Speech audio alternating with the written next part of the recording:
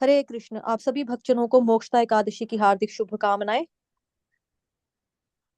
तो पहले कथा का श्रवण करेंगे आज। ब्रह्मांड पुराण में मार्गशीर्ष महीने के शुक्ल पक्ष में आने वाली मोक्षदा एकादशी का महात्म्य भगवान श्री कृष्ण युधिष्ठिर से कहते हैं। युधिष्ठिर महाराज ने पूछा, हे देव देवेश्वर, मार्गशीर्ष के शुक्ल पक्ष में आने वाली एकादशी का क्या नाम है? उसे किस प्रकार करना चाहिए? किस देवता को पूजना चाहिए? कृपया इस विषय पर विस्तार पूर्वक से कहें। भगवान श्री कृष्ण ने कहा, मार्ग शीर्ष के शुक्ल पक्ष में आने वाली एकादशी मोक्षदा एकादशी कहलाती है। इसकी महिमा सुनने से वाजपेय यज्ञ का फल प्राप्त होता है। यह एकादशी पाप हरण करती है। हे राजन, इस दिन तुलसी, मंजरी और धूप दीप के साथ भगवान दामोदर की पूजा करनी चाहिए।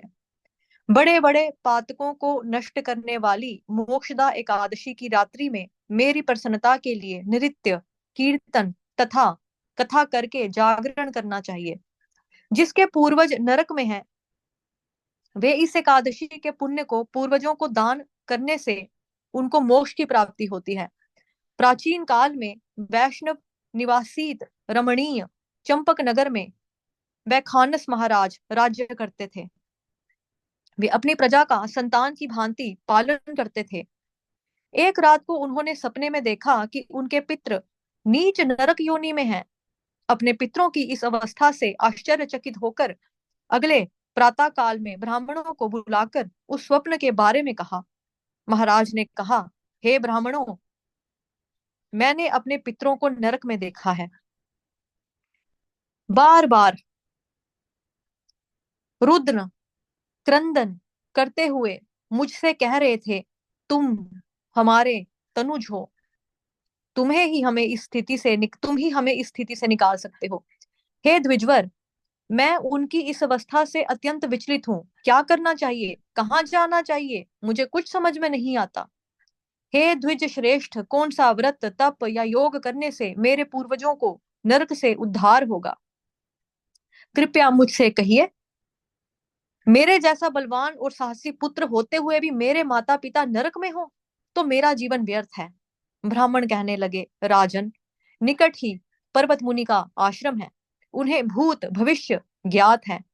हे नृप श्रेष्ठ, आप उनके पास जाइए। ब्राह्मणों की बात सुनकर तत्काल राजा पर्वत मुनि के आश्रम में गए और मुनि को दंडवत करके उनके चरण स्पर्श किए। मुनि ने राजा का कुशल क्षेम पूछा। महाराज कहने लगे, हे स्वामी, आपकी कृपा से राज्य में सब कुशल मंगल है, किंतु मैंने स्वप्न में देखा कि मेरे पूर्वज नरक में हैं। कौन से पुण्य से उनको मुक्ति मिलेगी, कृपया आप कहिए।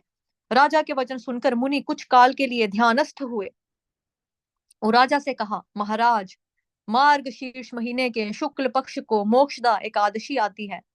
उस व्रत का आप सभी पालन करके उसका पुण्य पूर्वजों को दान कीजिए। उस पुण्य के प्रभाव से उनकी नरक से मुक्ति होगी।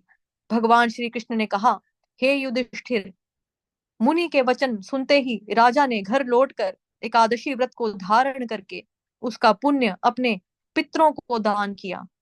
उस पुण्य के दान करते ही आकाश से पुष्प वृष्टि हुई।